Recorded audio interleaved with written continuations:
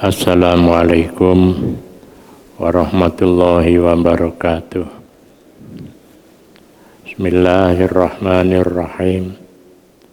Alhamdulillahi rabbil alamin. Wa bihi nasta'inu ala umuri dunya waddin. Wassalatu wassalamu ala asrafil anbiya wal mursalin wa ala alihi wa ashabihi wa tabi'in wa tabi'it tabi'in wa tabi'ihim bi isanin ila yaumiddin. Amma ba'd. Qala ta'ala qad aflaha man tazakka qad aflaha man tazakka wa dzakara isma rabbih fasalla. Wa qala ta'ala inna awliya Allah la khawfun alaihim wa la hum yahzanun.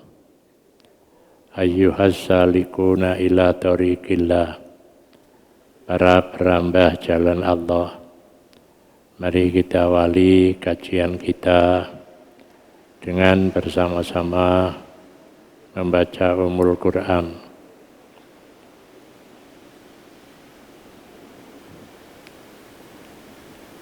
Agar kita tetap sehat walafiat, ilmu manfaat, rizki kang sar barokah, anak cucu soleh lan solihah. Besok apabila kita dipanggil oleh Allah, kita mendapatkan husnul khotimah. Ala hadihin niyah wa ala kulli niyatin solihah. Al-Fatihah.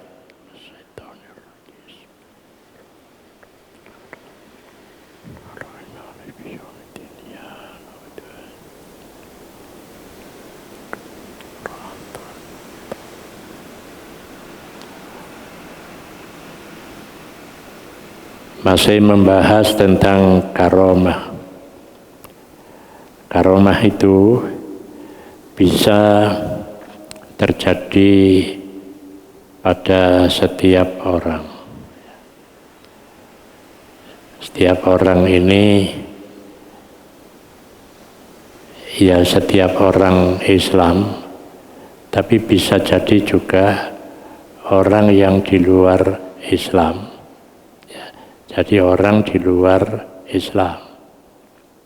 Cuma kita lebih banyak menekankan kepada orang Islam. Nah, karomah ini kembali kepada bagian terakhir, diperoleh karena sinyal ilmu. Menika sinyal malaikat, ada sinyal ketuhanan, ada sinyal karena nafsul mutmainnah. Jadi karomah itu ya tidak karena yang lain dari tiga ini. Jadi sinyal ilmu. Jadi orang itu dengan ilmu dia bisa menjadi karomah. Tapi ada sinyal ketuhanan. Yang itu kalau dalam bahasa kita, yang lain itu sinyal ketauhidan.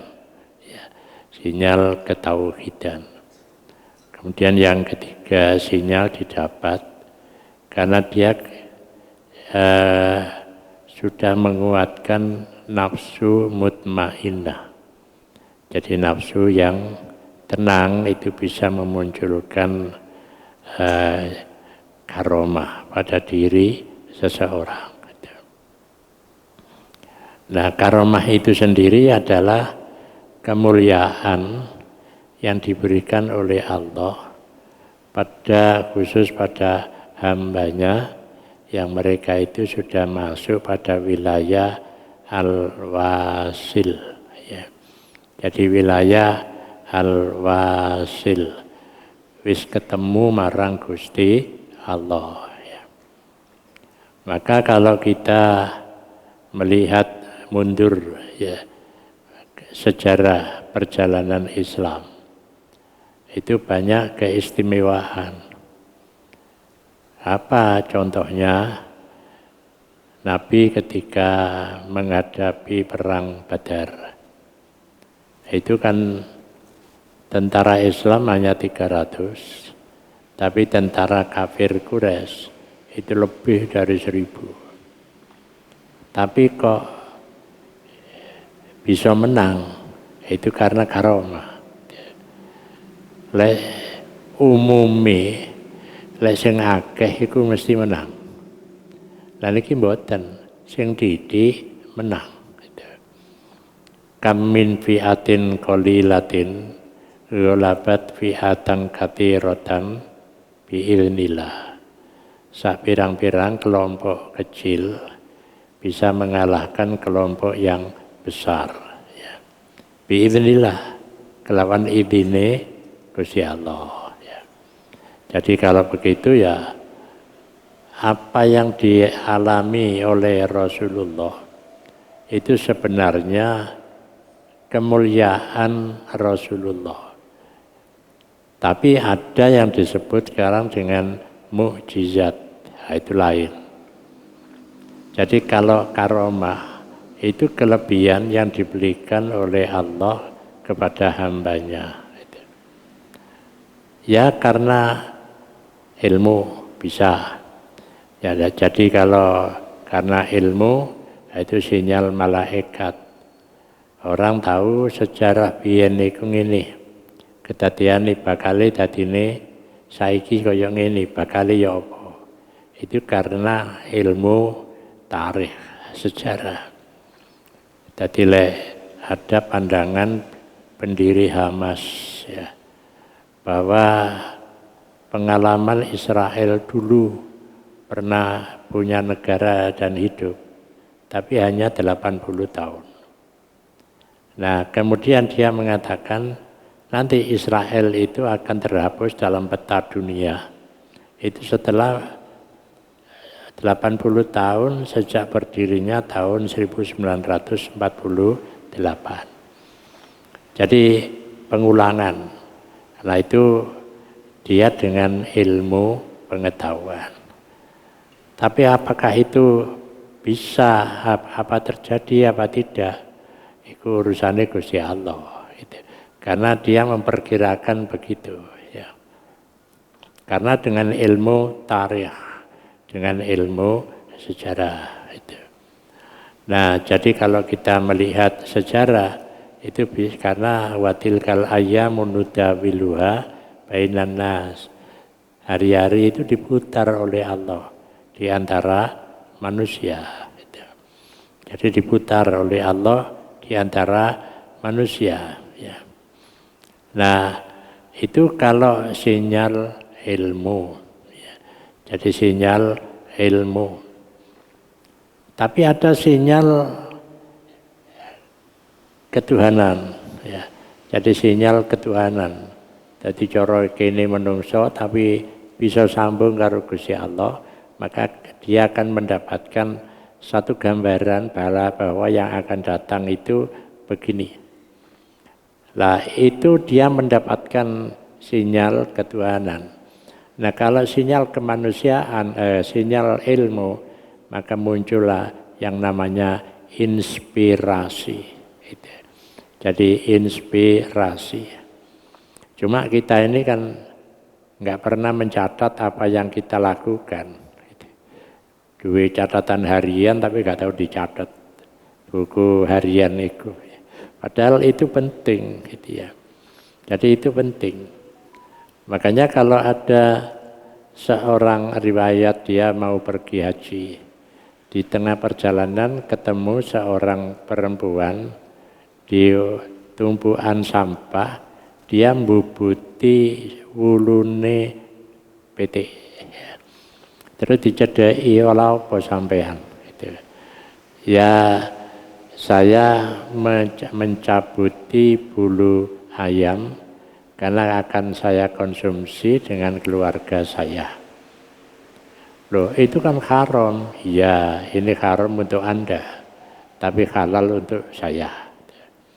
Akhirnya dia menyerahkan semua bekal untuk haji. Dia berikan ini, pergunakan untuk kebutuhan keluarga Anda. Dia balik, mulih. Gak lunga kaji, wis biasanya nyambut gawene apa ya wis iku. Tapi rame wong niku di Mekah ketemu dheweke gitu. Jadi ketemu dheweke. Lah padahal dheweke di omah ya melayani wong sul sepatu gitu. Tapi banyak orang ketemu gitu. Nah, malaikat itu pernah ditanya, sinten wahai malaikat dalam musim haji ini yang diterima hajinya? Hanya satu. Gitu. Jadi hanya satu. Siapa? Abdullah bin Mubarak. Gitu. Loh, dia kan tidak pergi haji. Iya, dia tidak pergi haji, tapi dihajikan oleh malaikat. Gitu. Akhirnya Ibnul Mubarak ini ana ulama sing ero, sing diterima mek siji tok. Kemudian diparani, apa amalan sampean kok iso haji sampean itu diterima? Saya ini tidak pergi haji. Saya ini hanya begini, cuma saya mau haji, kemudian modal saya, sanggup saya berikan kepada seseorang. Gitu. Nah, saya tidak jadi haji, tapi oleh malaikat diganti. Itu termasuk keistimewaan. Lah itu karomah. Jadi itu karomah. Jadi kemuliaan yang diberikan kepada seseorang karena dia melakukan sesuatu yang lebih. Lah yang lebih kan jarang ana wong kate lunga kaji duwike dadakno gak sida digawe bondo, bondo sangune haji dadakno dikekno wong dek mulih. Nah itu kan jarang. Iku wis urusane dhewe-dhewe itu ya. Kita itu yang banyak kan begitu. Jadi tidak pernah memikirkan itu. Makanya kalau ada ulama menyampaikan kalau kita ini sudah pergi haji, itu kan kewajiban sudah gugur, tapi ada kewajiban yang lain. Apa? Memperhatikan saudara-saudara kita. Nah, seandainya kita ini mau pergi lagi, boleh, tapi perhatikan saudara-saudara di lingkungan Anda gitu. Jadi ada pendapat yang begitu, ya lunga kaji tapi tokno duit sebesar lunga kaji. Kanggo sapa? Ya kanggo wong-wong fakir miskin di lingkunganmu. Sebab nanti masyarakat akan begini, lah ya lunga kaji bolak-balik. Tapi rakyatnya ora tahu, tonggone, dulure ora tahu dipikir itu. Dijarno ae. Golek diomongno, lha ya bapak sak karepku wong dhuwit-dhuwitku dhewe lae iki. Ngeten-ngeten iki kathah tiyang. Makanya kelebihan itu diberikan oleh Allah yang itu bisa terjadi pada diri kita. Kalau kita mengamalkan dengan amalan yang tidak biasa, ya duwike dhewe, tapi kan urutan cara hukum itu lah haji pertama wajib, haji kedua sunnah, tapi ada kewajiban yang lain gitu. Lah itu memperhatikan tonggone. Nah kalau kita kok kepingin lunga, ya lunga, tapi golek budal tokno duit sebesar biaya haji gitu. Lalu sing lunga kaji wong loro, ya biayae loro, berikan kepada tetangga kita. Nah itu gambaran bahwa kita tidak cukup hanya memperhatikan diri kita gitu ya. Jadi hanya memperhatikan diri kita tanpa memperhatikan orang lain gitu. Nah kemudian kalau ada sinyal ilmu itu yang lain contohnya ya. Jadi contohnya ada satu riwayat, ada seorang itu ngaji ya. Lah ngaji itu dia berpikir kalau ngaji kitab itu bisa dia mempelajarinya sendiri. Tapi ngaji perilaku itu sing angel gitu. Akhirnya dia mengikuti terus kemana saja, diikuti terus. Dia ya mendengarkan ilmu dari kitab, tapi dia selalu memperhatikan perilaku gurunya. Karena apa? Karena at-tasawwufu huwal akhlak. Tasawuf itu adalah akhlak, perilaku. Jadi perilakunya ya apa? Itu yang dibaca. Itulah terjadi pada seorang ulama yang dulu ditolak oleh Kiai Indonesia karena bukan seorang Ahlussunnah wal Jamaah. Menika Ibnu Taimiyah, muridé Ibnul Qasim Al-Jauziyah. Nah itu dia memperhatikan terus kelakuan guru ini. Akhirnya dia ilmu itu adalah apa yang ada di dalam otak. Tapi ada ilmu yang ada di dalam hati. Maka dia mengamalkan ilmunya, itulah yang dikatakan kelebihan dari seorang yang punya ilmu di otaknya. Jadi perilakunya gitu ya. Nah, itu kita bisa mengatakan bahwa dia punya karomah ya. Karomahnya ya seperti itu gitu. Jadi bisakah dia punya kelakuan amalan yang melebihi ya dari amal orang lain gitu. Jadi itu adalah karomah. Makanya itu terjadi juga. Mungkin kita tahu moco Einstein ya, seorang ahli fisika. Ceritane sekolah SD niku gak pati memperhatikan guru nih gitu. Jadi wis nyelimure dikai keterangan nyelimure.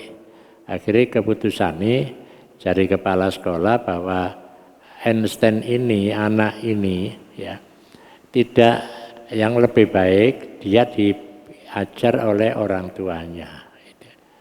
Lah diajar oleh orang tuanya. Kira-kira lek ndelok gurune mulang ini, kene iki wis ana. Iku kaya Gus Dur teko nang Kairo sekolah di Al Azhar. Ceritane Yai Gusmus niku. Nah, begitu maca kurikulume lho, la iki lek padha ambek ngaji le pondokku. Akhirnya Gus Dur mara pindah ngoten mawon di Baghdad gitu. Jadi mengapa pindah? Lalek kaya ngene ae ya apa ado-ado nang Kairo. Akhirnya nang Baghdad, di sanalah dia belajar ilmu adab sastra. Lah itu menggunakan berpikir yang lebih dari apa yang ada di pondoknya gitu. Jadi di situ akan ada karomah gitu. Ada karomah. Makanya Gus Dur itu selamanya tidak pernah punya dompet. Jadi tidak pernah punya dompet. Jadi artinya ya kan duit, oleh nyekel duit, ana wong njaluk dikekno, ana wong njaluk dikekno. Nah itu kan tidak semua orang itu ya. Jadi tidak semua orang. Makanya kula niku nate waktu jadi ketua NU itu kaget kula. Kula isu-isu mari subuh ten kantor NU di Malang niku. Kok ana wong lemu kulite putih turu nek musala gitu. Ternyata Gus Dur badhe mulang di sekolah Alkitab Asia Tenggara gitu ya. Jadi wong iki gak gelem ora aku teken turokno istirahat di hotel mboten wis. Sing ngundang mboten memperhatikan niku ya turu nek musala niku. Nek sama panjenengan nang kantor NU ndelok musalae kula nggih mboten ningali malih sejak tahun 2000 ya apa perkembangannya. Lah niku kan kula nyemerapi lho. Lah on sapa iki ternyata Gus Dur gitu. Jadi turu nek musala mlungker kaya santri kaya panjenengan kula niki. Lah bisa jadi karena hal-hal seperti itu menjadi karomah, menjadi karomah. Nah itu karena ilmu itu. Nah, kalau sinyal ketuhanan ini juga begitu. Dia bisa melakukan sesuatu dengan pertimbangan nek kalau kapan kalau nyate nerangaken bahwa al-ahsan. Jadi ngelakoni sesuatu al-ahsan niku dohire bagus, tapi batine luwe bagus. Jadi dohire bagus, batine nggih luwe bagus. Jadi anta budallaha ka'annaka taro fa illam takun tarohu fa innahu yarok. Hendaknya ketika engkau ibadah ya, kaya-kaya mirsani Gusti Allah. Lek ibadahnya podo, tapi kelebihannya itu loh bisa mirsani Gusti Allah dengan hati apa ndak. Niki sing rada angel Pak. Gitu. Makanya Kanjeng Nabi nyontohaken nanti kula tulisaken dan mriki Allahumma ja'al sarirati khairon min alaniyati wa ja'al alaniyati sholihah. Gusti sarirati niku sarira. Dudu sarirati iku roti merek Sari itu ya. Engko keliru itu ya. Jadi Allah maja'al sari roti Gusti panjenengan napa sing mlebet ati kula niku khairon min alaniyati lebih bagus dari yang nampak gitu ya. Dan jadikanlah yang nampak waja'al alaniyati sholihah. Panjenengan dadosaken sing ketok niki bagus. Berarti lek ngoten wong amal niku ana njabane iku ndek dhahire bagus, jerone luwe bagus. Lek ngoten nggih ada kategori lek ngono, ana wong amaliae bagus tapi jerone luwe bagus. Iki sing ndadekno karomahe seseorang. Ana wong iku bagus, tapi nek jero atine ya bagus padha. Ana njabane iku bagus, tapi nek jerone ora bagus. Jadi ora bagus. Lah kita nggih kudu berusaha untuk mencapai bahwa kita nglakoni kebagusan tapi nek jerone ati iki ya luwe bagus. Sedekah bagus. Lek sedekah aja diundat-undat. Karena kudu ikhlas. Lah ikhlas itu gak ketok. Sedekahe padha, jerone atine ora padha. Jadi jero atine ora padha. Ya dicatet iku bagus ambek malaikat. Jerone ati malaikat gak roh. Malaikat gak iso nyateti. Nah, disinilah berarti ada sifat ketuhanan. Jadi karomah karena perilaku melebihi perilaku umume wong. Makanya lek pendiri negara itu sangat bijaksana. Pancasila ketuhanan yang Maha Esa. Kemudian baru kemanusiaan yang adil dan beradab. Supaya wong iku lek berbuat, wong Indonesia ini memperhatikan nilai ketuhanan. Gitu. Tapi nyatanya ya ora ono.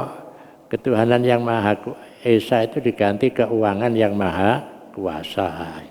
Keuangan yang Maha Kuasa. Lan iki kualik kabeh dadi gak karu-karuan. Nah tinggal di sini kalau mereka ada di atas, jadi pejabat, kemudian dia menjadi orang yang jujur, disitulah karomah. Makanya contohnya kata kan, contohnya kata. Jadi kaya sing kula nate contohaken Agus Salim. Agus Salim itu kan tahu dadi menteri luar negeri. Ya. Tapi omahe ku cilik ning jero kampung nyewa gitu. Dadi gak ono fasilitas nyewa.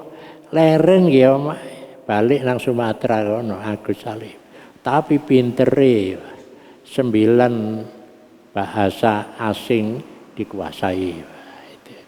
Makanya enten cerita riwayat ketika dia ditugasi nang PBB wong iki cilik gubluke dukur, brengose putih, ngeten, ambek jenggote putih. Dirasani karo anggota PBB, tapi lek ngrasani nganggo bahasane dhewe, gitu. Dikira gak ngerti dengan bahasa itu. Nah, dirasani kita nanti akan mendengarkan kambing pidato. Gitu. Jadi direken kambing ae, gitu. Lah niku akhirnya begitu dia pidato kepada para utusan dari negara-negara sedunia, sebentar lagi kambing akan pidato. Gitu. Jadi bingung wong-wong ngerti wong iki tibane. Gitu. Jadi wong iki ngerti. Gitu. Jadi itu kelebihan. Makanya kula kan nate nyontohaken. Kula niku buka YouTube ana arek pagelaran ya. Dia iku TKW ning nggone Amerika. Dia iku TKW tapi lek Sabtu karo Ahad iku belajar bahasa Inggris lan melok organisasi buruh migran. Nah, setelah ada sidang PBB berkaitan dengan buruh migran, lu arek pagelaran iku dikongkon pidato. Padahal arek pagelaran, apa sih keistimewaannya arek pagelaran? Ya itu bisa dia mendapatkan karomah karena berpikirnya berbeda dengan yang lain. Makanya kalau ngilingaken enten pernah nopo enten Gondang Legi, pernah putu. Ya. Lan niku sekolah bahasa Inggris ning gone Malang. Ya nduk bagus. Aja mek belajar bahasa Inggris tok, tapi melok organisasi yang bisa mengangkat derajatmu itu. Jadi mengangkat derajatmu. Kaya arek pagelaran iku lho, sing bisa pidato ndek PBB itu. Lamun pagelaran kok pidato ndek PBB. Lek cara hitungan kan mboten cocok gitu ya. Sing pantes sih wong Jakarta ngono, ya, tapi ndak. Lah itu kan kelebihan gitu ya. Makanya lek kula ana kanca-kanca mulih nyambut gawe di luar negeri, mek nyambut gawe tok iku eman gitu. Kan mesti ana dina libur sekolah belajar gitu. Lah itu akan pulang ana hasile. Kame perkara oleh duit tok tapi ana hasile gitu. Nah, kalau ini terjadi ya, maka dia akan masuk dalam kelompok wasil.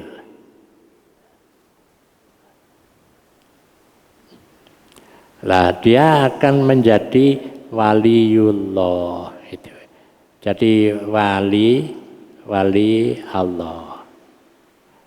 Lek kula jenengan niku wali murid, tapi wis kata sing wis mari soalnya wis lulus kabeh ya. Tapi waliullah itu bisa dikejar. Bagaimana kalau dia itu sudah memiliki kelebihan-kelebihan dan di situ dia dianggap wali Allah itu. Jadi wali Allah. Makanya di antara kita ini bisa jadi enten wali Allah gitu. Bisa jadi mbok ibu-ibu, mbok bapak-bapak, pokoknya bisa jadi ada wali Allah. Karena 40 orang ya yang dia berkumpul, nah itu diberi oleh Allah. Salah satunya itu tingkatan kewalian. Gitu. Makanya kula nate nyampeaken Syekh Suhrawardi niku nate waktu Jumatan dheweke iku manggon ndek njabane masjid. Begitu wong mudhun kabeh teko Masjid Khaif ya. Masjid Khaif niku masjid ten nggone Jamarot niku. Tapi jarang wong Indonesia dijak nang Masjid Khaif ya. Lah niku kula nate sepindah tahun 2000 karo arek nom-noman ayo berangkat nang Masjid Khaif. Jumatan di kono. Lah niku Syekh Suhrawardi begitu Jumatan dia itu karena di luar itu melihat orang yang keluar satu persatu dideloki. Ya, kemudian ditanya, "Lha opo sampean kok ndeloki kok ngabsen wong mudhun teko masjid?" Gitu. Jawabane kula niki nglampahi amaliyae kados hadise Kanjeng Nabi, sapa wonge sing ibadah wong akeh sing ibadah, kemudian lebih dari 40 orang, maka salah seorang akan diberi cahaya oleh Allah. Kalau engkau ya memapahnya, mandeng, maka engkau akan terimbas dengan cahaya itu. Jadi terimbas dengan cahaya itu. Nah, makanya terimbasnya dengan cahaya itu karena melihat saja. Tapi lek diterusno, jadi tradisi ini masjid-masjid NU, mari sembayang, mari ngono wiridan, ndonga, terus ngadeg kabeh salaman. Niku kan salah satu dari seorang yang ikut sholat di situ diberi cahaya supaya kita ketularan gitu. Jadi supaya kita ketularan. Nah makanya bisa terjadi dengan cara itu, tapi dengan juga kalau kita ini waktu subuh kok ngaji, terus sholat isyraq, ya. Lah itu sholat isyraq itu sholat isyraqnya terbitnya matahari. Nah kita niki tujuane lek sholat isyraq supaya hati kita niki dadi mencorong. Gitu. Makanya dungane kan ngeten, ya. Dungane Allahumma bihaqqi sholatil isyraq ya wa asroriha antusrika qulubana kama asrakta quluba anbiyaika wa auliyaika ya wa anbiyaika wa rusulika wa auliyaik bi rahmatika ya arhamar rahimin. Ya Allah, dengan hakikat sholat isyraq dan cahayanya gitu. Dan rahasia-rahasianya, hendaknya engkau memancarkan cahaya dari hati kami ya. Sebagaimana engkau memancarkan cahaya pada hati para wali, para nabi, para rasul dan para wali. Birahmatika ya arhamar rahimin.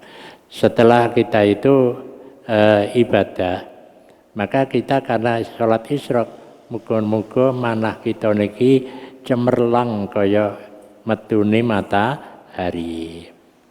Nah niku engko diterusno karo salaman. Sapa ngerti salah satu dari mereka itu ada yang diberi nur oleh Allah, kita terimbas ngoten. Niku lek carane Syekh Suhrawardi. Makanya banyak orang itu hanya mengejar supaya nek ibadah iku ibadahe bisa membuat hati ini cemerlang. Lek hati iku cemerlang, akhirnya dadi napa? Ya dadi waline Gusti Allah itu. Cuma kita tahu enggak kapan itu terjadi. Itu rahasia Allah itu.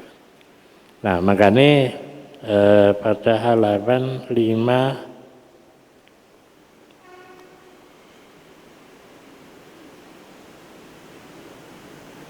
pindah halaman 554 ya. Jadi urgensi wali dan kewalian itu. Jadi urgensi wali dan kewalian. Mangke panjenengan waos no keterangan kula niku orientasi ngeten mriki. Makanya orang akan bisa menjadi wali Allah itu. Makanya biasanya ya di antara kita ini bisa jadi dia sudah diangkat oleh Allah sebagai walinya.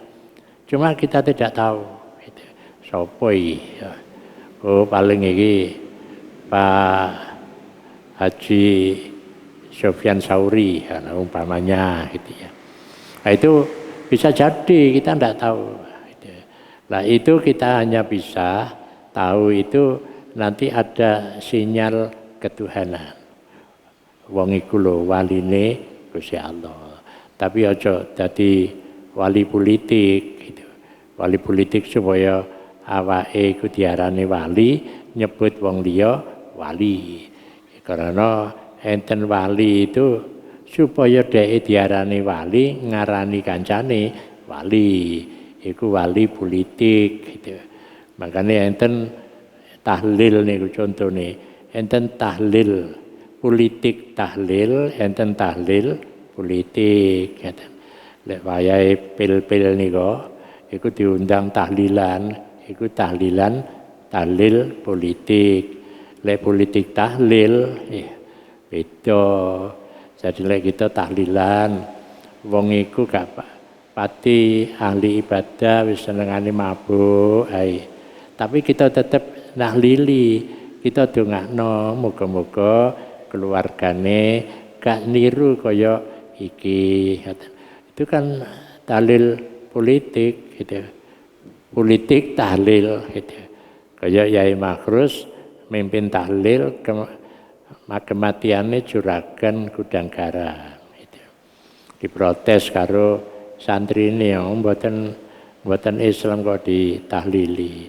Wis nggo kono kita ndonga. Lan ndonga ni bahasa Arab. Ndongakno muga-muga keluargane mlebu Islam gitu.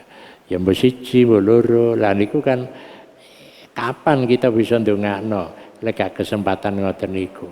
Iku politik tahlil gitu.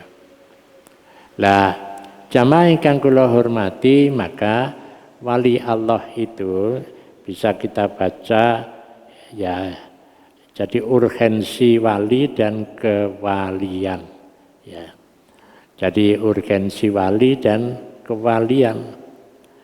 Maka kewalian itu tidak lain adalah ya, di dalam Al-Qur'an disebutkan wa huwa yatawallas sholihin. Nah wong sing klebu wasil itu klebu sholihin.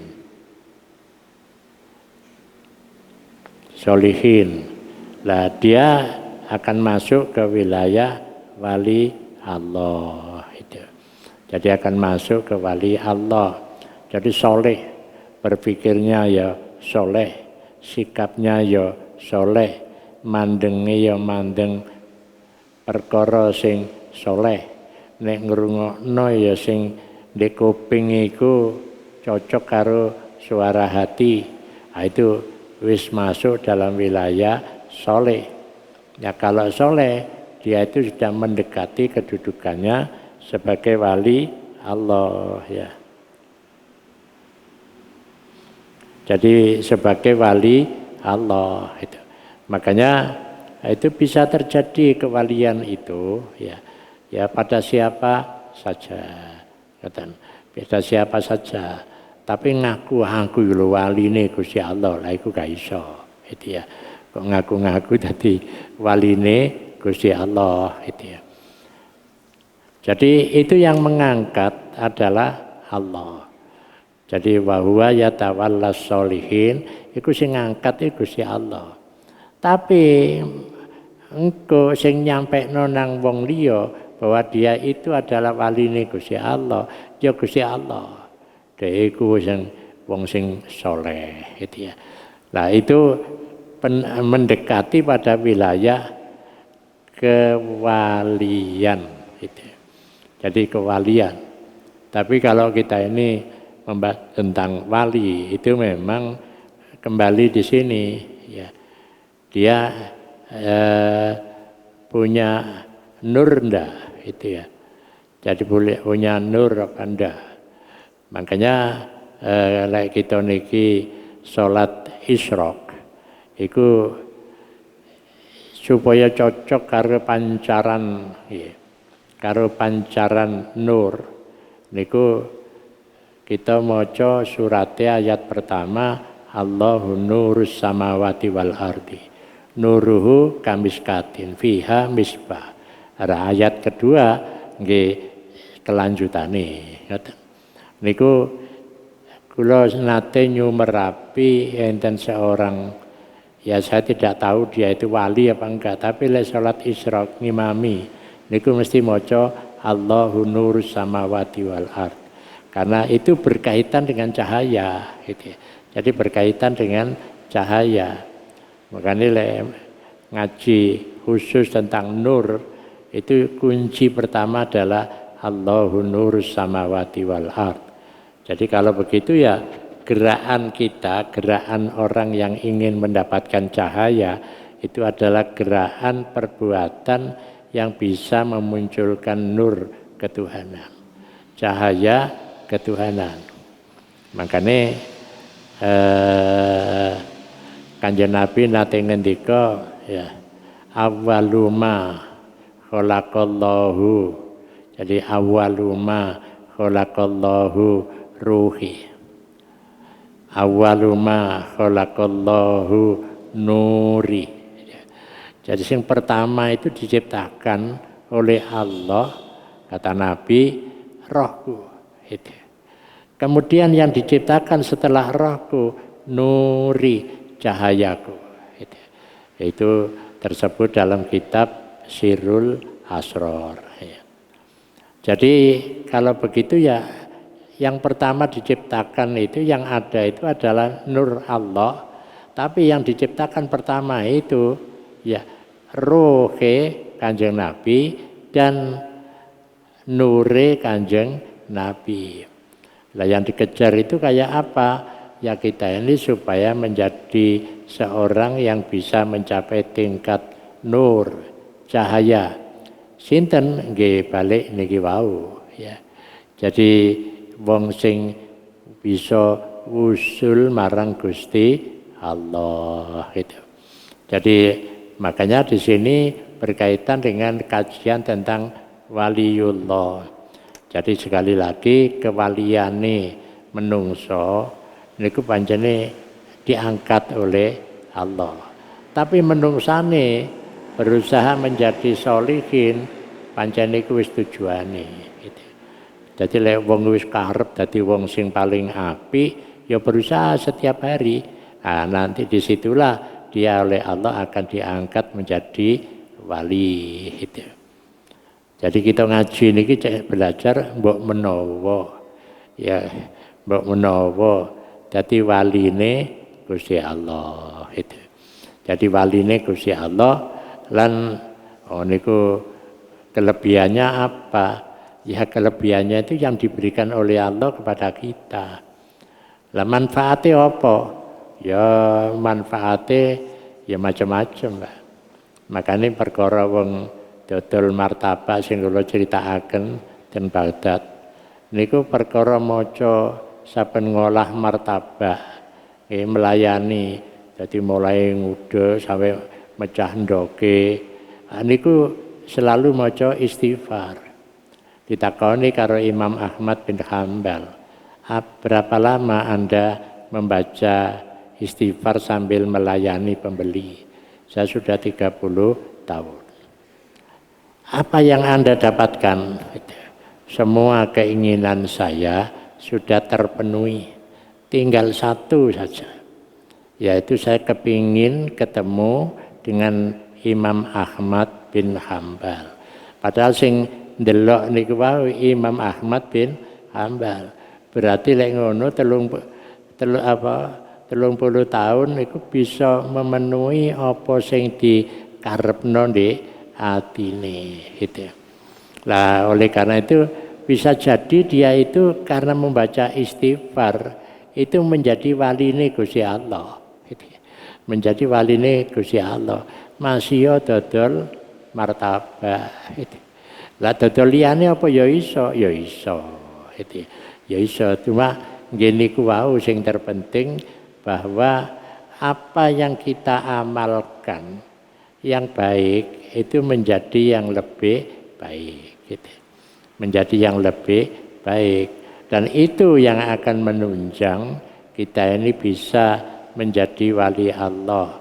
Tapi wali Allah mboten nate diberikan ijazah itu. Masa ana wong ngekeki ijazah Anda iku waline Gusti Allah. Mboten enten itu. Dan itu akan terjadi pada pikiran dan hati manusia. Gitu. Jadi pikiran dan hati manusia yang dia itu tersentuh dengan kewalian seseorang. Gitu. Jadi tersentuh dengan kewalian seseorang. Makanya nek wong niku tilar donya. Koncone sapa? Ya. Apa bojone yang tercinta? Enggak. Anak-anake yang tercinta? Enggak. Putune ya yang tercinta? Enggak. Jabatane? Enggak. Sing ngancani ku mek amal perbuatane. Jadi amal perbuatannya yang melebihi dari amalan banyak orang. Nah, itulah yang bisa mengangkat dirinya menjadi orang yang diketahui derajatnya tinggi, tapi setelah meninggal dunia. Tapi ada orang itu derajatnya ya pancet ae, ya pancet. Tapi ono wong sing urip derajatnya itu dhuwur dan itu dikontak oleh Allah bahwa dia itu seorang yang memiliki derajat yang tinggi. Tapi ya bukan karena sinyal kemanusiaan, tapi sinyalnya itu sinyal ketuhanan. Jadi kaya-kaya dibisiki karo Gusti Allah. Tapi enten hadis sing nate kula terangaken. Jadi enten hadis sing nate kula terangaken bilih Kanjeng Nabi ngendika bahwa wali Allah itu ada 40, tapi wali abdal, wali pengganti. Nah, kemudian yang 22 itu ada di Syria, di Damaskus, dan yang 18 ada di Baghdad. Apabila salah satu dari wali itu meninggal dunia, maka diganti oleh Allah. Nah, kalau ya di situ ada wali, masyarakatnya itu tenang dan damai. Gitu. Jadi tenang dan damai. Lah sapa negara sing tenang dan damai? Gitu. Apa di Arab Saudi? Mboten. Ajane sing damai ya di Indonesia niki, Pak. Indonesia ini kira-kira akeh waline. Soalnya apa? Selama di situ ada wali, maka disitulah masyarakatnya menjadi damai. Lek cara perbedaan Indonesia ini akeh perbedaan nih. Penduduk itu ya sukune macam-macam, bahasane macam-macam, agamane macam-macam. Tapi apa kok tenang itulah. Ya, niku sing dadi pertanyaan. Sebab enten negara itu ketoke kaya kuat perkasa, tapi dirinya sendiri itu sudah tidak tenang. Contohnya Amerika ya menyerbu Venezuela. Ya. Ternyata ngledek ae. Jadi tujuannya apa? Menguasai minyak Venezuela. Karena minyaknya itu yang ada di dalam deteksi itu 3 juta barrel dan memenuhi sepertiga kebutuhannya dunia gitu. Memenuhi itu. Lah Amerika khawatir gitu ya. Khawatir nek minyak iki terus didol nang Rusia karo nanggone Cina. Untuk memotong kemajuannya Cina karo Rusia, minyaknya kudu dipotong. Lah untuk motong ya kudu teko Venezuela itu dikuasai gitu. Dadi lek Amerika nyerang negara iku sajane mek siji, UUD gitu. Ujung-ujungnya duit gitu. Ya minyak niku gitu ya. Jadi gak ono sing anu biasa lek wong ngoten niku rumangsa kuat, rumangsa perkasa, kelakuane saenake dhewe gitu. Jadi karena rumangsa niku apa itu menunjukkan bahwa dirinya itu betul-betul kuat? Itu kekhawatiran terjadi kelemahan. Gitu ya. Jadi kekhawatiran. Karena nopo? Karena menguasai dunia itu butuh duit akeh. Gitu ya. Duitnya mboten namung triliun, tapi lebih dari triliun. Gitu. Lah sakniki gawe pangkalan itu beberapa pangkalan angkatan bersenjata Amerika kapal induke wong tok pira, pesawate pira, biayae pira. Iki lek kate gak menguasai minyak Venezuela itu akan mati kabeh iki. Ya. Kapal induke niku gak ono bensine. ya akhirnya meneng tok. Karena bensin wong di tengah laut ya kepanasan. Karena itu dibutuhkan AC dan lain sebagainya. Makanya keperkasaan itu akhirnya nopo. Karena dia khawatirnya terlalu besar, akhirnya nabrak ketentuan yang berlaku. Gitu. Dan itu sudah karena pikirannya itu dia terbayangi dengan kesulitan. Makanya wong korupsi itu mikir, iki lek gak korupsi, iki ana kesempatan korupsi, lek gak korupsi, engko anak putuku yo lek iso nyambut gawe, lek gak akhirnya korupsi wah. Ya. Jadi akhirnya korupsi lah, korupsi ini ya kira-kira anak putu pitung turunan itu meneng tok duwe akeh. Itu pikirannya terlalu jauh. Makanya lah wong Islam niku jare Kanjeng Nabi kewajibanmu iku mung siji ngrumati awake lan ngrumati anake. Gak ono kewajiban itu ngrumati awake, ngrumati anake, ngrumati putune, ngrumati canggahe.